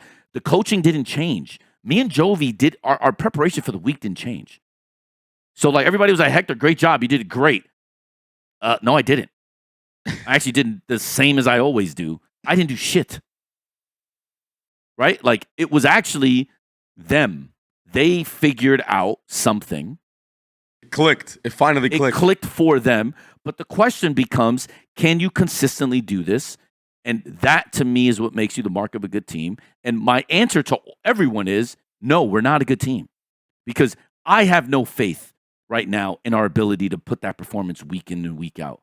My hope is that we get to a place where it becomes our norm. This was my conversation with Killua, actually, in VOD review yesterday. It was like, bro, now we know how good you are. But the question is, can you do this every game, every round, every half, every minute? If you can do this, you can win championships. But it starts with that, is can you make this your normal? If it's your normal, then whew, we in there. But if this is not your normal and this is just... Got to build up to it. You had a peak, then we have to, exactly what you said. We got to go to the gym. That's how I was, everything with me and them is about the gym because these guys are just fucking eating all day. That's what it looks like. They're just eating fucking Nongchin ramen all day. You got to go to the gym and you got to actually work on yourself and you got to fucking build these habits and hopefully you can become a champion by the time that you're still good enough and you've developed the habits, right? What we're trying to do is instill that now. I don't know if it's going to fucking work because half the time I feel like, I don't even get through. But yeah, so that's why I think people saw what they saw. And my response to that is we're still ass. And my response is going to be we're still ass until I actually see what I saw out of like the last roster at Champs. Consistently. Remember? Yeah, we had a month run where I thought it was like, and then all of a sudden we go on stage and it's like, so, I've been scorned by the mistress. So I'm not doing that again. All good, bro. All good. I mean, that's a lot to unpack in that fucking conversation, bro. And I'm glad that the viewers get to see like a little bit of insight about as to like what's been going on in the last couple of weeks and how you go from like losing to quote unquote one of the worst teams to beating one of the best teams. I think that's like a fucking, all things considered with the situation given at hand, it's extremely impressive. And I think people are definitely going to want to like have the insight that you just gave. Like, yeah. And Zeta, for instance, they're both the coaching staff and the players are doing a great job because everyone thought they were the worst team in our group. And then all of a sudden they put up a fight. They're taking maps off T1, beating the brakes off. I'm talking, they fucking took us to the cleaners, bro. Yep. Right? Like, so what the perception is of teams before the seasons and what the reality becomes. Yeah, it doesn't matter. Because everyone also had us dead for T1. Not a single person thought we could beat T1. Unlucky, bro. Yeah. I actually saw on the predictions 2 people voted for you guys to win. That's right, my bad. Victoria and Quack. Yeah. You had. Yeah. That's pretty fucking cool. I'm not gonna lie. Yeah. Because I mean, when people think of T1, they think of G2. In NA, no one's voting against G2. I'm sorry. I respect it. I'm not. I respect it. I wouldn't either. But right. So the fact that Victoria and Quack did that's pretty W. I'm not gonna cap. They believed. They believed even when I didn't believe. No. Life, bro. True story. Life. I literally told everyone that will listen. I meant it when I said, we're cooked. Don't even worry about season 1. Season 2, we're going to come back with a vengeance. We're cooked. No, you did tell me that, especially because of everything, the scenario. It's like, and you were telling me, I'm telling these guys, don't worry about it. Like, don't worry. I was like, bro, I don't give a fuck. I'll take the heat. Just, it doesn't matter. Yeah. Do your thing. Figure it out. We'll have 10 weeks after. Because there's a real world where Cruz doesn't walk in the room and is like, fuck it, I'm ready. Where he's not IGLing against T1. I had no idea that was going to happen. When he said it, I'm like, I'm still apprehensive about it. I'm like, are you sure? Are you sure? But then I figured out real quick, he's sure. And I'm like, okay, then let's do it. I got mad respect for Cruz, run it, bro. I got mad respect for Cruz. I'm very proud of him. Dude. Yeah, his mental toughness and resilience is probably his best asset. That's fucking amazing, man. I'm really happy that he got that dub, too. This is a small insight. So Jovi likes to do this thing that he brought from FlyQuest, where he, like, after every game, he likes to ask people one thing good and one thing bad of their teammates and how they played, right? And Jit Boys did the funniest shit. So Jit Boys goes down the line with everybody, and he's like fast. Then he gets a crws, and he's like, crws.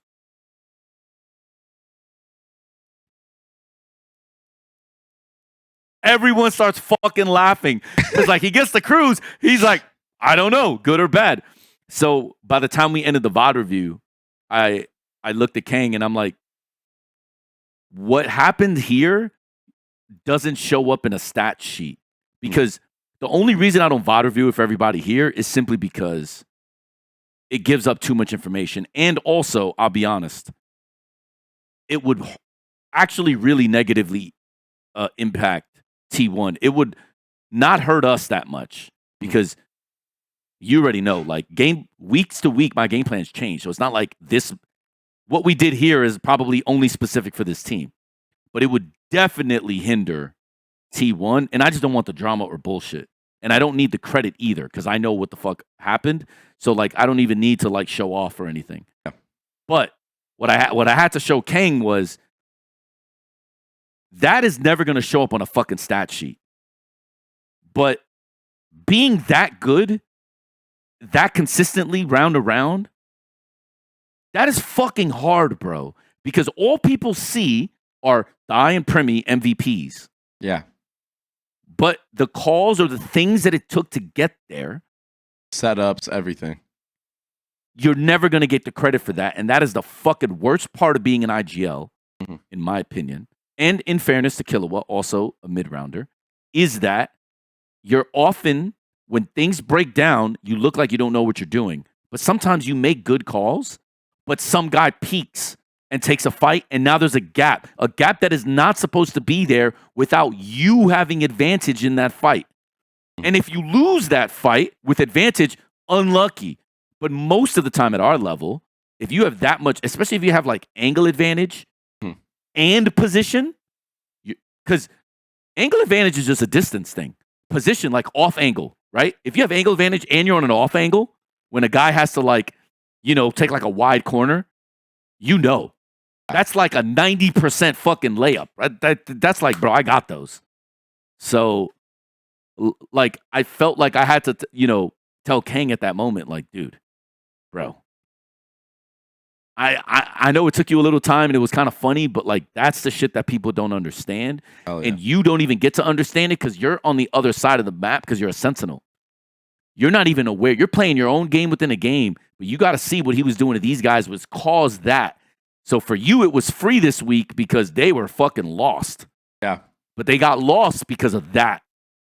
Right? And like, he was just like, all right, respect, like respect. Yeah. All right. Well, let's pivot into predictions. I just want to do predictions of who you think is going to qualify for Toronto, and then we're going to wrap things up with maybe one or two fan comments that we're gonna talk about. So I want to start actually from China because that playoff is almost done, right? The last qualifying spot. So Wolves made it, which by the way we're gonna have we're gonna have we're gonna have on the next one. We're gonna have Fade on and Ominous. By the way, I'm gonna be honest. I haven't been keeping track of China Valorant. All good. Nice to see our boy Lysor on there. Respect. Nice to see our boy Lysor on there, huh? Yes. Where's FPX at now, huh? Yeah. Unlucky, bro. Unlucky, bro. Yeah, I fucking love Lysor. Everyone knows that. Dope. Yep. Cool. I still love Autumn from FPX. Shout out to the boy. Autumn is fire. He's a great player. Great player. Yep. So Wolves already qualified. G-Li Gaming qualified when they beat EDG. Yep. I'm not familiar with G-Li Gaming. But it looks like they got another Russian prodigy on their team, huh? Yeah, Rarga? I mean, that's just how it is, bro. It's just how it is, bro. These guys can play, Russian bro. players are just different, Eastern Europeans and FPSs, GG, bro. Just different. Just book it. Now, y'all cooked. Who do you think is going to qualify out of EDG and Billy? Obviously, I still think EDG. Yeah, I'm going EDG. Do you want to talk about all the Simon shit? I don't know if people are caught up on it. If not, bro, you know what, bro? People can watch that. Look at that Twitter thread. I don't know, bro. It's crazy work. It's crazy work because listen, let's just talk about Simon's impact for EDG winning champs. It was fucking massive. 100%. It was fucking massive. 100%. Losing him clearly has hurt them. Are they still gonna make it? Probably. Are they gonna win another champs? I don't know, bro. Yeah, it's tough. Simon also played, I thought, very well. I mean, again, stats don't show it, but if you look at like his bond, bro, this guy, he has impact, bro. He has a lot of impact. But yeah, I was talking to Yintu about this. Early on, I was a lot more negative about the move. The only reason now I've turned on it is simply because it looks like in some ways, not the exact 1-to-1, so I don't want to get rinsed like you got rinsed by everybody else for coming with a bad fucking comparison. But I'll just say, like, it's like NRG and Verno. Sometimes things just get so far gone that you just have to do it, right? To do it, right? I'm not happy about what happened with Verno for NRG. I made that very fucking clear. Same. And I think the manager and the player and then the players and the player, like, when you read Simon, it seemed like he did everything that he could do, and it seemed like certain specific people are against him when you read the chat logs from everybody. However, what I will say though is, despite that, I thought Can had probably the line that completely flipped it for me, and it was, he doesn't know how much time he has left. So he needs to do what the fuck he needs to do now to get back to winning. Mm-hmm. And if he lost Chi-Chu or I know Yinsu's gonna cook me for these fucking pronunciations. Sorry, girl. But if he lost Chi and Can, right? Unlucky. You just got to charge it to the game and be like, my bad, Simon. It is what it is. Because you know how it is. If there's even a hesitation with a teammate, if you even have to think about it, it's already done. Yeah, it's done. It's done. It's done. So, in my opinion, whether we like it, don't like it, agree, disagree, if those two felt that change needed to be made, it's going to be made. You have to. Yeah, you have to. It doesn't matter who the name is. It's similar to the situation. I've been in that spot too. With NRG. I've been in that spot as well. Like having to make a decision like that, and you don't always know if it's the right one, but you do know that you have to, exactly like you said. If the talks are already happening, bro, now all of a sudden every single day you're playing with that player until he gets cut, you're gonna start fucking noticing more and more mistakes. It's gonna be you're just gonna nitpick until the very end, bro. That's just how it is. Another big argument and another big reason is Can is one of the best players in the world. Simon is his direct support. That's the two. You have to have that trust. Yeah. If they're not two peas in a pod, that shit's cooked. Yep. So I could defend Simon as much as I want, in game, whatever, out of game, whatever. But it does not matter. Because the moment you have to decide between your one and the two, well, the moment you think about who's more impactful and more important, you got to rock with that and you just got to move on. It doesn't matter. Can you try to make it work? Of course. Can you try to be adults and make it like tenable? Yeah. But if it reaches a point like it seemed like it reached there, you got to be done. That's just cooked. Yeah. And so I will say, I'm no longer like, what the fuck are EDG doing? I still don't like it. But, I mean, it is what it is, bro. It is what it is. Mm-hmm. I still think EDG make it out. I think Wolves, G-Lot, oh, my God, Yin. My bad, man. And Edward are going. Yep. I did not have that on my bingo card. For sure. Did not have that on my bingo card. But unlucky, bro. Shit happens, bro. That's why I like tournaments. That's why I like playoffs, baby. All right. APAC. I know you're in here. You guys are in actually the upper bracket. Somehow, actually, we're not even going to go into that. But anyways, I'm very confident. Yeah, I know. I'm very confident that we can make it out. I think we have a good chance. And the truth is, especially if you play like you did in the last match. Oh, if we play like we did, that shit is free 99. I'll say that shit now. The problem is, I don't know if we can. Will be sick. The boom matchup will be sick though. That's going to be hard. For sure. But Gen G has whooped our ass every time. Now, I won't get into specifics of things I have found out. I'll just say, hey, not this time. Munchkin has fucked us up every time we played him.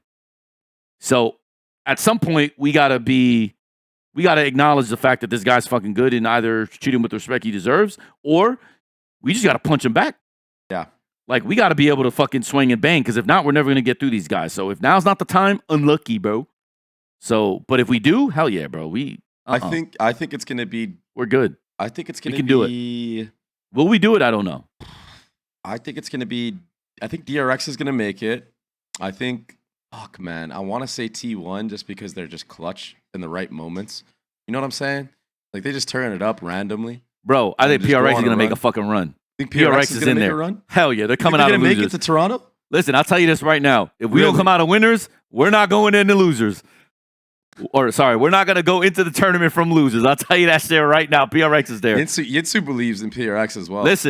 Listen, book that shit, bro. I'm going DRX, T1, Talon, bro. Let's go. I'm fine with that. If you guys don't make it, I think I'm gonna put it in boom. All right. Anyways, respect. Yeah. Just because I fuck with. I like I said, I just want boom. Boom is an amazing story. RQ being there is fucking awesome. Yeah, fucking awesome. Kind of crazy. Like Monye being able to go on international again would be insane. Yeah, man. All right. Who do you got for EMEA? Who do you think's gonna be the top 3 making it, bro? I think I'm gonna go. Man, as much as I love my boy Faded, I don't know if they can pull this off with the new player yet, because the roles and what I've seen. I think I'm gonna go Heretics. Dude, do you think Fnatic? I think Fnatic too, bro. I think I'm going. FNATIC are hot, but I'm going Heretic. Oh, I don't know, bro. That other side of the bracket, BBL, Foot, Liquid. Listen, bro. So hard. My instinct. Tell me your instinct on EMEA. I'm going Heretics for sure making it, though. I'm going Heretics for sure. Heretics, Foot. I still believe Vitality can do it, though. Really? Heretics, Foot, Vitality, I think can do it. Dude, I mean... And it sucks, because it looks like I'm shitting on FNATIC again. Listen, I'm not, bro. It's just unlucky, bro. Just unlucky. Shit. I mean, respectable. This, to me, this whole thing is entirely dependent on the matchups. Of course. I don't know what the playoffs seedings will be, but I don't know for EMEA. Yeah, I don't know for EMEA. Yeah. All right, what about... Yeah, go ahead. What's up? No. I was going to say, if FNATIC can avoid, in my opinion, bad matchups like Foot, I think they're fine. And I think Team Liquid, matchup-wise, can deal with them. If they can avoid them for as long as possible, I think they actually have a good chance. The problem is, like, to me, if I'm FNATIC, like, you want BBL, you want to play Vitality, you want to play Heretics. Sucks for them that they're about to play Heretics next week. They're about to play, or Team Vitality's in their group, so, like, they'll only see them in losers. So it's like, to me, they just have to dodge Foot, because I think Foot... I'm going to put Foot in ass. Bro, Fallen and Zeus... Bro, these guys are... No, Zeus is nice, bro. They are fucking... Zeus is nice. Zeus is nice. That team is good. I like that kid a lot. I've been high on Zeus when I was watching him in kickoff. Yeah. 100%. And you got to remember, the only people that seem to be able to beat Foot are Liquid, or the only people, the only team. Yeah. What do you think? What do you think about Liquid, actually? Like, give me your honest thoughts about Liquid. You think they can make a run? They make it back? Bro, they are the... After losing, like... No disrespect to Nats, because I think they would take this disrespectfully, which is ironic given both my relationship with them and just in general things that's happening. They're the fucking Talon of fucking EMEA, bro. They are the best team or, like, dog shit. It's, like, unlucky. They're the Talon. Like, their highs are so high. Yeah. But some of their bro, the Gentlemates game, I was pulling my hair out, bro. What do you think of the new player compared to, like, Kamiak? Listen, he's legit. I was surprised at first. He could ball. Serial's not bad. I don't know if he's on that level. That's what I was worried about with Vitality. With the consistently, Sif. But yeah, I mean, I will say this. I think Vitality is in a better situation because every player on the roster can pick up the slack. Yeah. But the French player, I'm not even going to try to pronounce his name, bro. Cypher. Well, that was another guy's name. But, like... Bro, I'm an idiot, bro. I'm going to butcher this shit. This guy called him Cypher, bro. I don't even want to, like, disrespect him like that. I'm just saying, like, Clement. His name is Clement. Oh, shit. Right? We're getting personal. Because I just can't fucking pronounce his name, so you got to find out real names. I can pronounce that. For sure. Clement, who I don't know, so personally I should not be able to, but unlucky, brother. This is my show. Fuck off. He's solid, bro. Like, I believe in him enough that I think they can do it, mainly because of every other piece around him. Yeah, no, that's fair. That's fair. Maybe I'm just like... Maybe I'm just overthinking it a little too much because I know. No, you're not overthinking it because Apex looked good against them, and that shit was tragic. Like, sure, Apex lost on Ascent, and I will admit it was an ass whooping. But you know what I saw, Lotus. Apex is 0-4. You can't get 9-3 by an 0. Tough. Yeah, that's my point, right? Tough. So I completely and that's understand. without Floor really having a moment. Right. Yeah. So, I mean, who the fuck? Molsey, 25 kills. Yes, and Gov. I thought. Gov. Played okay, so sorry, and then Gov. just I'm had so these. Sorry, Gov. He had this like subsequent round. Gov, you gotta one round he's out, late with an ult, or like it's tough. Gov, you got to figure this shit out, bro. Like you only get so many chances, bro. You're not gonna get another one. I'm just gonna say. I'm gonna leave it at that. Bro. All right. NA now. NA. All right. I'm gonna go G2 for sure. Oh man, dude, it's actually so tough after G2, bro. Because Americans I really is so feel hard, like, bro. I feel like Crew, MIBR, Sen, and Cloud9 are. But I'm gonna be honest. For the other I'm spots. off the 100 Thieves train. Just get off. Get off the fucking train. Well, get off the train. Get off the train. Cryo. Get off the train. Cryo needs to be able to pop off like crazy. He is hard carrying. He's like, yo, it's hard. It's too all hard. of you in my backpack. You can't. Please. You can't. I mean, look what happened with Crew, right? He wasn't able to do that. Yo, by the way, you know what? I'm not talking about that ult. Actually, I don't care about that ult play. Listen to me. Yeah. What the EU, bro? That didn't make a difference. They were losing that round anyway. Right. Yo, but I'm actually gonna go with Crew, bro. I'm gonna go G2 Crew for sure, and I think that last spot is gonna be MIBR, Sen, or Cloud9, and I don't fucking. It just depends. Okay. On if Cloud9 can get over their playoff woes. Yeah. They have a shot. Sen or Sen. I Sen think have looked MIBR really is gonna fuck up Crew. I actually think MIBR can make it deep. Why don't you? Why do you think Crew's gonna? Yo, I'm not thinking bracket wise, huh? Yeah, you're That's right. Because if MIBR beats Crew and MIBR thinks gonna beat the brakes, then they just both qualify these automatically. You're right. Yeah, I gotta right. look at this from the bracket perspective. Right, You're right. because that's a good matchup. So for to me, MIBR. it's MIBR G2. That is for a good sure. matchup for MIBR. And then. And then it just comes down to Sen, Cloud9, Crew in the lower bracket. I think NRG, bro, NRG can do this. The only problem is Cloud9. You're right, because I think Cloud9 just have their fucking number, bro. Well, they'll have They're to not play getting against through them. 100 Thieves first, and then it's Cloud9. Cloud9 will be in the lower. I'm trolling. G2, MIBR, Sentinels. I know Sen look really fucking good, bro. Sentinels got this. My problem with Sen Sentinels look is really they play fucking good, Cloud9 and G2. They have to use every trick in their bag. Then they got to go to losers, and then they got to run into. Oh man. Right. Yeah, like the Cloud9 matchup is not free unless they bought out. That's my point. Sentinels has to ball out versus Cloud9 because they need that extra round. Because I think losers is going to be a fucking bloodbath there, just like Pacific. I don't think EMEA is going to have that problem. I'm not going to lie. I think half the teams in EMEA are buns. So, dude, I legitimately think it could go. But I don't even want to hear anyone talk about 100 Thieves or EG. That is not happening. Stop the presses.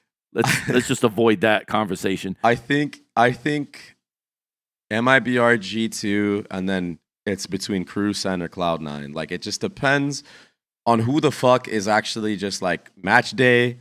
We're on point. Like, I think when those teams have to fight each other for that last spot. Yeah. NRG got fucked going in for. First off, that's why I was so mad about the Zeta loss, because starting in the losers is fucking ass. Yeah. Like, can we just agree? But I will say, though, that like they do have a little bit more time to prep. Yeah, I don't know. I mean, that's like the only cope. No, it's true, but like, dude, you have a little bit more time, but you got to win like what, 4 games in a row? Three in a row. Which honestly, when you think about it, like it's actually not that many games. Like low key, it's not that. It's not that many games, but the quality of opponent after every match is it's going fucking crazy. Yeah, because like it will be it would. Okay, I'll say this honestly, losers bracket NA is worse than Pacific, because Pacific, the downgrade from like the top 4 to the mid 4 and then the low 4, NA is very still top heavy. It's like there's still like gaps. NA, it's like the gap is like so. NA is the closest region by far. You think it's like the closest, or you think it's like the top is the closest? The top is the closest. Yeah, because I was gonna say, because the fall off of NA is pretty bad, which is crazy because that's how APAC was last year. Right. The bottom 4, you shouldn't even consider them teams. In Pacific, the bottom 4, you saw Secret beat RQ. Yeah. No, bro. Let's just keep it a buck. Every Brazilian org is just in shambles. Bro. They're just lost. There's just but Loud Loud low key, I feel like Loud can be good. Like I think Loud Loud can be good a too. lot better than that's why I said earlier. I think their skill, the talent on the roster does not reflect the actual record. That's why I said that, because I believe that. But the other ones are just fucking. Let's just stop the clown show. Okay, so you're going G2 MIBR Sun. Yeah. And it's really just because of the bracket. I could see it. It's just the bracket. Yeah, it has nothing to do with what I think about Cloud9 or NRG. It's just the fucking bracket. NRG have to beat 3 really good teams in a row. They have not done that all season, all year. Yeah. So why do I think they're going to be able to do it now when it matters? Huh? They couldn't do it in the regular season. Like, and the quality of opponents going to go higher. I genuinely think, and this isn't a diss, like I genuinely think, and even Pujan, he talks about this all the time, he's going to have to step it up really big in the mechanical department. Like, he needs to be more confident in his engagements and get a lot of these kills. Dude, if they want to be able to make an event. I don't want to criticize anyone. I would just say this. To get lurked on the way that he got lurked on B tells me that the mid-round, there's a fucking problem still on that goddamn team, and I don't think that problem should fucking exist. You know what I'm talking about, right? Are you talking about the last match they played or what? Yeah, Vinny or somebody, or I don't know the players' names off. Talking about against Leviathan? Someone Oh, yeah. I don't know. They're playing Icebox. Someone lurks on him, shoots him in the back. He's Killjoy, looking Shenham. middle. Oh, no. It wasn't Shenham. It was I don't remember, Cortesia. Because he missed the alarm bot. He missed the alarm bot. Yeah. Yeah, he missed the alarm bot. Yeah. Brother. Yeah, We that's can a big talk. mistake. We talked about Brother, that. this is like, brother, this can't happen. To be fair, he fixed it in the following match, of course. But yeah, shit like that can't happen. You're right. Of course. But the point I'm making is those types of gaps change series at that level, right? Yeah, it does. It does. And I spoke about that on the cast, actually. I was like, listen, like, micro mistakes like that play a factor in your own fucking head when you're in the game. Because now it's like, of course, bro. How am I making this mistake? Like, I've done this a million times, you know?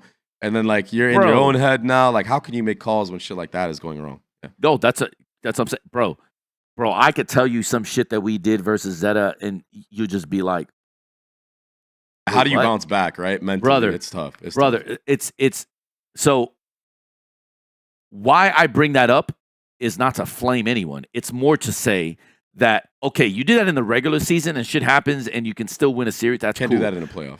But in the playoffs, when you do that, you're playing a better team. So, like, you're giving or not giving, but you're like, unforced errors are so much worse. They're more punishing against better teams. Yeah. So, and now I have to believe that they can do a 3-series run when I'm still watching mental gaffes like this. Yeah, that's just No, I don't think. If I'm a betting man, can't do it. And you know what? Like, the energy guys, though, what I respect about them a lot is that they're realists too. Like, they know they got a lot of shit to work on, bro. Like, and that just is what it is, bro. I will say this: a positive though is they're winning a lot of macro more with Brock. They are winning the macro. A lot more. I'm seeing it. I think they have a lot of advantage. Yeah, I think something that we talked about that always fucking, of course, it gets overlooked because of what happened with that whole scenario and the clip getting out of context and people just taking a narrative and running with it, was the fact that in that last podcast with the boys, they were talking about how they're gonna start doing more comfortable things, being more confident in their peaks. I don't even want to say it's confidence. It's like being unpredictable is the word. Yeah. Because even Finesse was saying, I think that everything we do is just like, people just know what the fuck we're going to do. Because they always are a team, when you think of Pujan's calling, that are making the 100% play, like the correct play. Yeah. I think that if they can continue to mix shit up, it's going to make his calling stronger. And I think you're 100% right. Brock is a big part of that. So same with Mata. The reason why they beat Leviathan so bad on that icebox when they just played to make it into playoffs in the first place, that comp is a tier 2 comp that was ran by Shopify Moist Rebellion with Brock and Mata on it, bro. Yeah. And I think it's really easy for especially like these decorated IGLs to kind of just call one way. Oh. You know, because of what worked. Trust me, I was very surprised that they went with Harbor Viper, right? Yeah. That's what you're talking about? No. The last Icebox they played Reyna. They played Triple Flash. The one with Reyna. They played Triple Flash because of Mata and Brock. The Reyna one. Those new looks and new things like that actually work in benefit of Pujan, because now he can still call a really good macro game, but the other team doesn't have a hard read on, okay, Pujan calls this way, he's always called this way. Yeah. But I still think that that's enough to make them make a playoff right now? No, there's no way. But if they continue doing that, and they're consistent at stuff like that, I think it puts themselves in a better spot for like stage 2. Maybe they can make a champs run. You know what I'm saying? Yeah, I mean, I think it's possible. I mean, it's certainly possible that they can even make a 3-series run. I just think that it would require them to be better than they have been for a longer period. Yeah, exactly. I've seen them able to do it, and I think that is their issue at the moment is consistency. I will say though, if they're trying to be more unpredictable, that also can work against you because you don't have a lot of reps at being different. Mm-hmm. And if you fuck up 1-2 for one round, GG. Most of the time. True. So it's because I've been dealing with that. I mean, but what they're saying is true because, bro, we got hard antsied versus Zeta. Yeah. And my player, because we ran the same game plans as the week before because we didn't, you know what I'm saying? Like, and we try to make adjustments, but like, you got to remember it's just, so it's tough. Yeah. So for them, it's like everyone knows what they're doing because everyone looks at NRG to steal shit or to like, Everyone did that for years, right? So it's like, you got to be able to have a new look and mix things up. Yeah. But I feel like, in my opinion, this is also an indictment because this motherfucker should have known that years ago. What are we talking about? Well, I mean, self-ante? Unlucky, bro. Like, what are we doing? It's just how the cookie crumbles, bro. That is how the fucking cookie crumbles. Unlucky, bro. So I still feel, by the way, after what you just said, you did not inspire confidence. I still feel like Sentinels is going to make it out. So unlucky. Well, listen, I don't think. Yeah. I wasn't going to vote NRG to make it to Toronto. I don't even think that they would vote it themselves. I think they're at a point where they're taking it one match at a time. You know what I mean? Which you have and they to. should. Yeah, and you have should. to. And That's they it. should. And then who knows? Maybe you make it. It's tough, bro. But yeah. All right. I mean, we're getting close to wrapping up. Let's just look at some of these fucking comments that some people have been posting on the YouTube. Oh boy. And just react a little bit. One of them says from iNate 2 weeks ago says, not gonna lie, listening to Frost talking about the Talon boys, he really cares about them. He sounds like my teacher. I don't know. You feel like a teacher, bro? Oh, I don't even feel like a coach, bro. Time just hits you so fast. It's just crazy. You're a dad, bro. You're a dad now. Dog, it's crazy. It's unlucky, bro.